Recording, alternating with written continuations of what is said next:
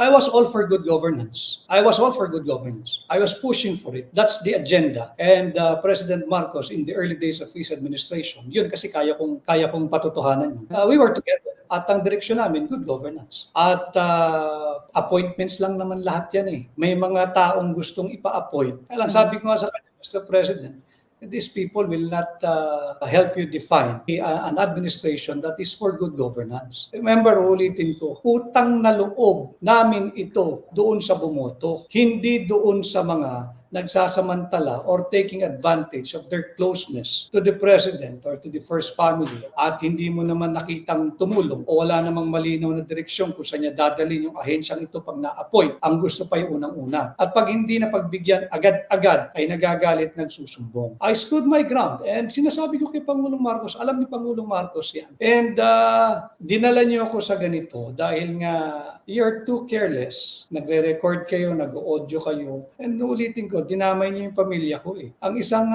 pinagtatalunan dyan, I refuse to process the paper of Michael Ma na ina-appoint as special envoy to China. Ayoko. Wow. Ayoko. Alam ko yun.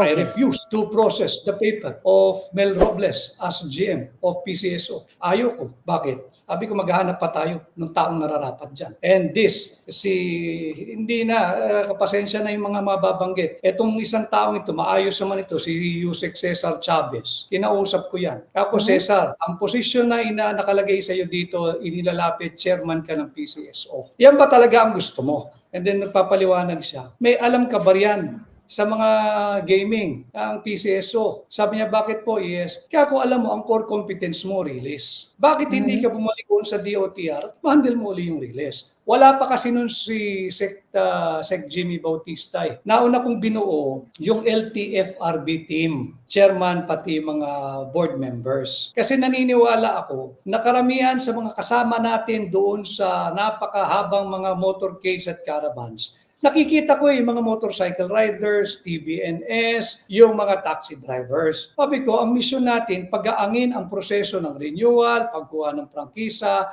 at huwag nang paduguin pa, hihinga ng pera, naghahanap buhay na nga eh. So I immediately formed an LTFRB team. Si Cesar sabi ko, balik ka, ang core competence mo release, doon ka sa release. And he readily agreed. Sabi niya, o nga, sir, sabi niya, yan talaga ang linya ko, di bumalik ka sa release. Kaya alam ni Cesar yan, ang linagay, ang rekomendado at inaprubahan ni Pangulong Marcos na chairman ng PCSO ay si Juni Cua, ang dating governor ng anong probinsya ba ito? Basta't anak niya si Dax Cua ng Quirino, si Manong Juni. Kaya nandiyan si Manong Juni dahil dati rin siyang, I think, chair ng Accounts or Appropriations ng House. So marunong siya ng numero. Kakupangatin natin yung revenue at koleksyon ng PCSO dahil yun din ang bilin ni Pangulong Marcos. At bawas-bawasan natin, ang dami kasing nakaplug dyan na kung ano-anong organization brought about by different Republic Acts na certain amount ng kanilang revenue or income na ina-allocate doon sa mga iba't ibang ahensya na hindi naman nararapat. Kaya sabi ko, ayusin mo yan. Hanap tayo ng GM. Sensya na kayo, kailangan kong banggitin ito dahil ako'y nananahimik na at pilit nyo kung idinadamay sa marites ninyo. There is such a thing as my right to defend my honor, to defend the honor of my family. Meron hong ganun. At kung sa inyo, wala nang ganyan. Sa pamilya ko ho, sa aking mismong bahay, buhay po yan. And I will defend my family, I will defend their honor, I will defend my honor. Nung inappoint ba si Mel Robles sa PCSO, nandoon pa kayo? Nandun ako. Bakit But po ang expectation yata, noong June 30, nung nag-oath kami, kasabay na siya. Ako nga nagsasabi, hanap tayo iba, wag yan. Hanap tayo iba, wag yan. Until one day, the President spoke to me. So President, pasensya ka na. Linilinaw ko lang itong kasinungalingan. At alam mo rin ito, even si Cheloy, alam ni Secretary Garafil ito, atras ko lang ng konti. Noong wake ng nanay ko, si Cheloy kasi, schoolmate ko yan sa law school sa UST. At wala naman kaming masamang tinapay niyan. Nagpunta siya sa wake ng nanay ko. Ang kasama niya, si Honey Rose Mercado. Kilala ko yun. Kasama si Jay Herrera, yung nagme-makeup. Nagme-makeup. Si Yusek Cha. Bigyan ko naman si Cha. Lagamon. Si Cha Lemon, oo. At saka si Asek Patricia Martin.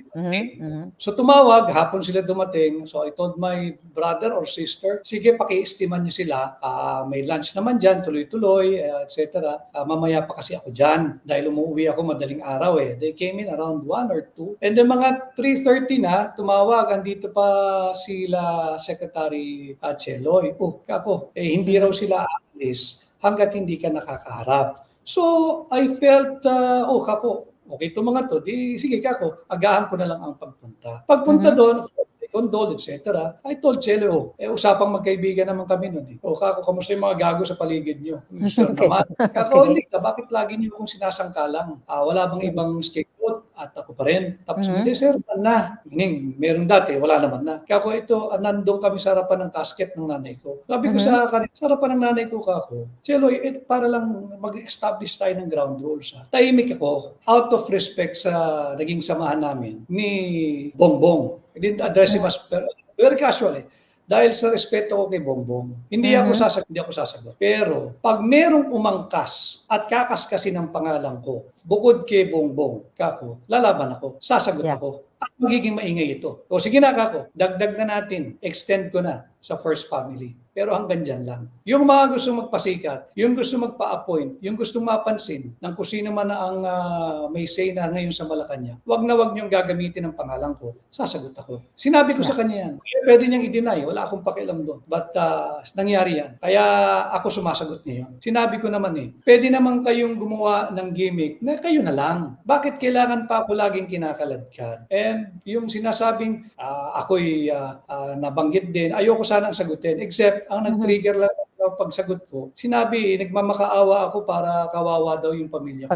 Huwag niyong gamitin yun. Foul yun. Attorney Vic, nabanggit mo, actually na ako'y nagulat at for sure yung ating mga kababayan, na ipinilit pala na i-appoint during your time etong si Michael Ma na nasasangkot nga sa smuggling. Nakakalungkot dahil ito po talaga in-appoint nila. Pero Attorney Vic, nalaman ko lang ito actually na in-appoint pala si Michael Ma as Special Envoy to China is nung June 2023, nung si Michael Ma ay umattend doon sa event sa Chinese Embassy at doon ay tinawag siya, in-honor siya as one of the guests na in-introduce siya na please welcome Special Envoy to China, Michael Ma. Hindi po nag-release ng publication ang Presidential Communications Office. Hindi rin po siya nanumpa sa kay Pangulong, kay Marcos Jr. na siya nga ay in-appoint as Special Envoy to China. Kahit i-google ng ating mga kababayan, halungkatin natin sa mga dyaryo, sa lahat ng mainstream media, hindi po talaga, kahit ako mismo, hindi ko makita na in-appoint siya officially ni Marcos Jr. Para sa akin ay pagda-traidor sa taong bayan at pag-aabuso sa